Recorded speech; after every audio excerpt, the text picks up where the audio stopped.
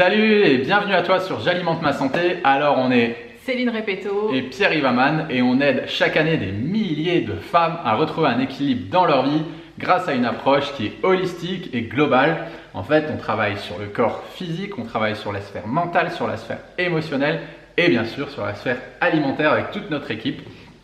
Et donc aujourd'hui, on va te partager notre expertise en vidéo.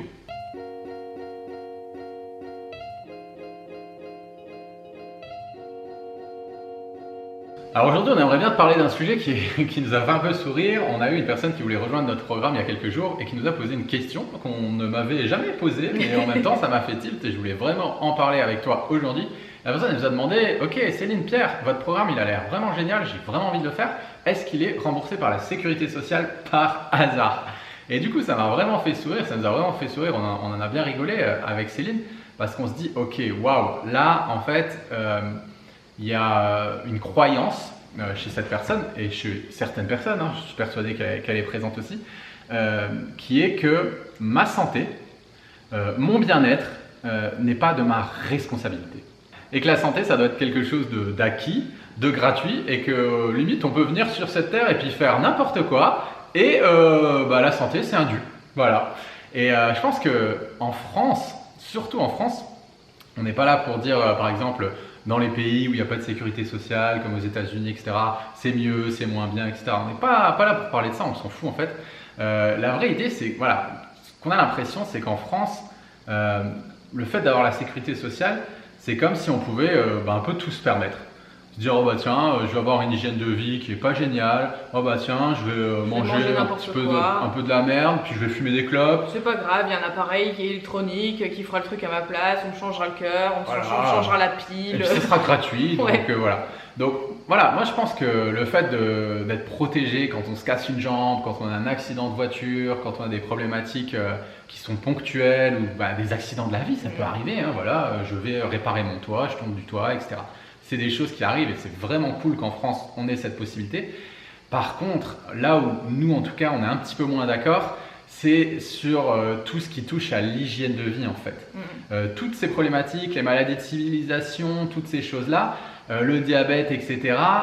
Pourraient être empêchées, pourraient être enrayées si les gens prenaient la peine de marcher à peu près 10 000 pas par jour, faire du sport, manger sainement, apprendre à gérer leur stress, etc., etc.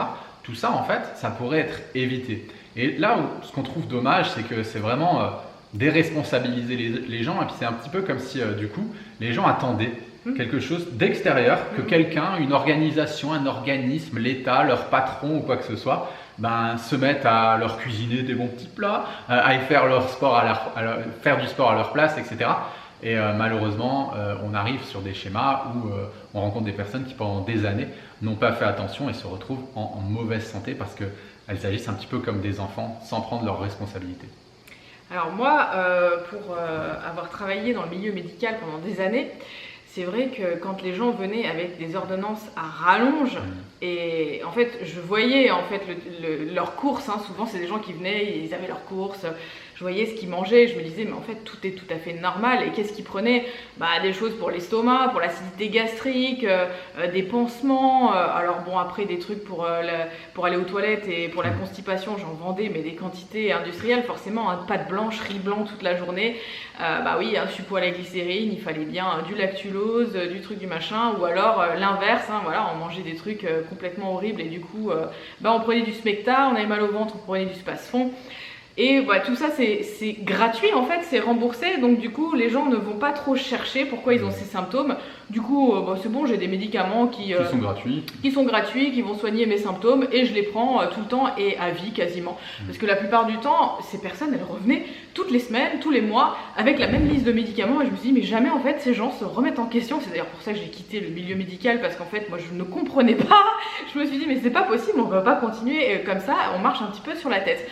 Et souvent ce qui se passait c'est que la liste de médicaments à rallonge et si au milieu de tout ça il y avait des plantes ou un truc non remboursé et que je leur disais tel médicament il n'est pas remboursé, je vous le mets ou je vous le mets pas. Et souvent on me disait si c'est pas remboursé, non j'en veux pas. Et alors que peut-être le truc en question ils en avaient vraiment besoin. Et comme par hasard, je sais pas pourquoi, mais tous les trucs qui sont remboursés et qui sont bons pour la santé, on les dérembourse, ils sont plus remboursés. Et d'ailleurs si vous regardez toutes les médecines alternatives, toutes les choses qui font vraiment du bien, souvent c'est pas remboursé.